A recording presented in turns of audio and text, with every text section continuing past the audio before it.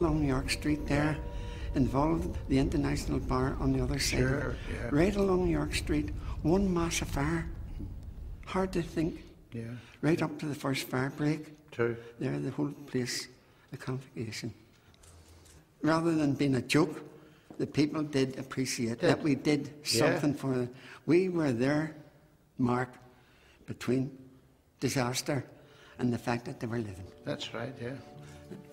The German bombers flattened much of Donegall Street and York Street. It was looking after St Anne's. It survived. Well, Dean, I can remember walking around the corner that morning and just seeing that smoking St Anne's Cathedral. Yeah, it's quite a picture because that's Academy Street there, and it's just the width of Academy Street between there and the bomb. We could have been like Coventry Cathedral, we could have lost everything. I just remember the actual Blitz site, and that of course is now where the College of Art is, now part of the Ulster University. But it's certainly one of the more historic photographs of the Blitz and the place of the cathedral in the city.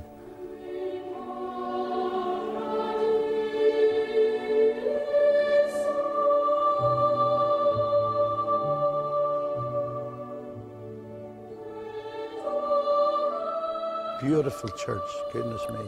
Well, Frank, we've had worship here since the 1700s when the Earl of Donegall built the original old parish church of St Anne. And it was here until the late 1890s when the church decided to build the present cathedral.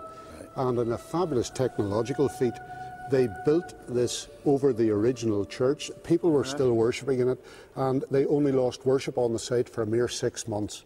How many would have been actually worshipping here in those days? Well, I'm not so sure about the 1700s, but coming up to the 1900s, there was a 5 full-time clergy here. The total numbers on a Sunday would have been worshipping would have been over 2,000, because we'd have had your childhood area. The big families between York Street and Corporation Street going all the way out the road. Would you believe it that within the parish boundary at the minute, we've only one resident parishioner, and that's a chap who lives up in Clifton House. Well, you're going to show me around some of the rest sure. of it. Come on. Frank, someone told me that you served your time as a choir boy when the theatre was up the street in St Patrick's. That's true. Do you want to come and see our lads? Well, what'll I tell you? I wasn't that good, really. 38 people on the very first day changed their religion.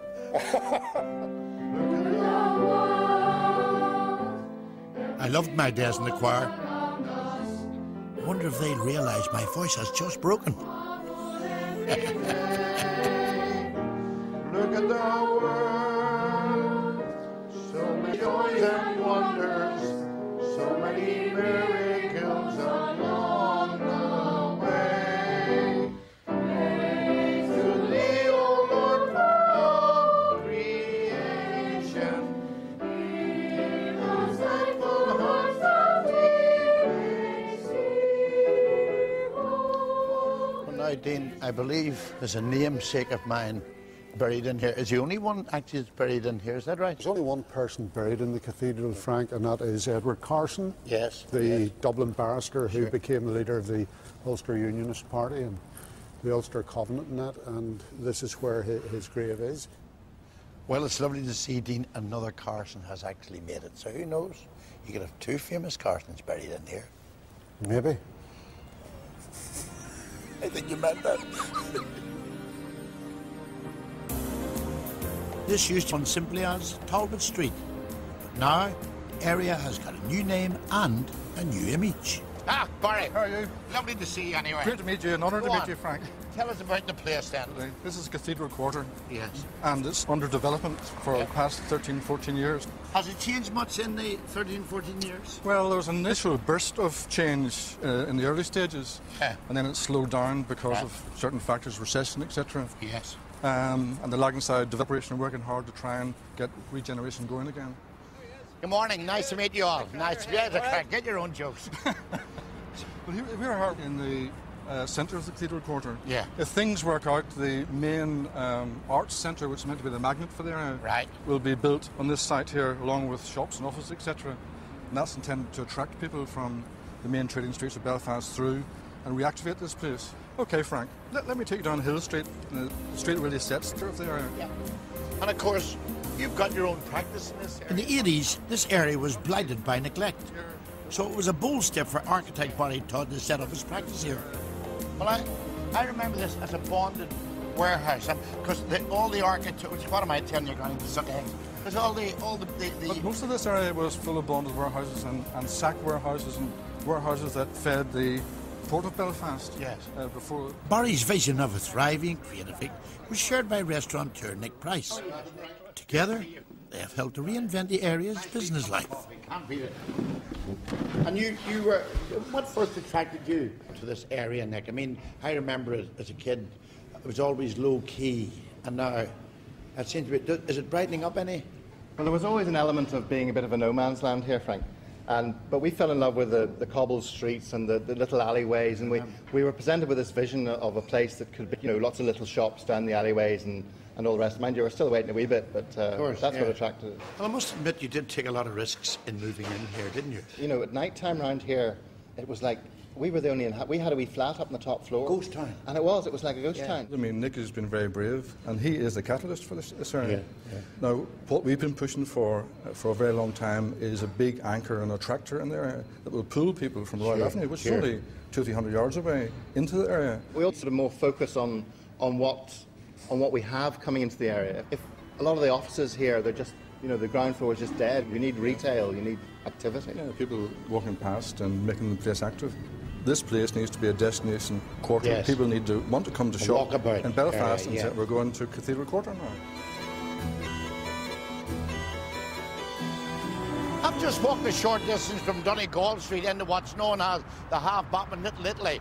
Don't know all the Half-Bop, know why they call it Little Italy. Because there's a lot of Italian families living around in this area. The Fuscos, Santini's, the Perucci's, the Morelli's. And if you look just over my shoulder, you'll find just behind that fella offering me the money is the very room I was born in, 48 Georgia Street. My mother was second string Italian, really.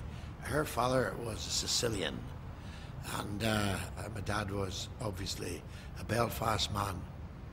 But she was Italian, and she swore in Italian at my father. I mean, one of my jokes was that I'm descended not from the mafia, but from the Murphia. And God, it was cold. In the winter, you know, freezing, no hot water bottle, no pajamas, no underpants. You just slept in your shirt, freezing cold, you know.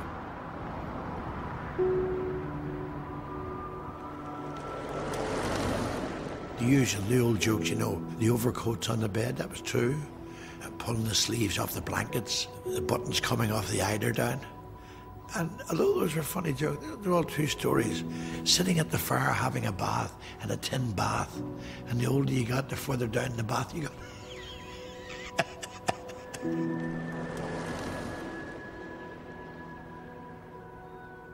If I could just turn the clock back, say 50 years, maybe go on, Frank, 60 years, just have a look, you know, and see all those little houses again, and all the little families, and the disputes on a Sunday, and the smell on a Sunday. The smell in that street on a Sunday was always either spaghetti or they had all these, they brought their own food, you know, what was in Italy was in Little Italy.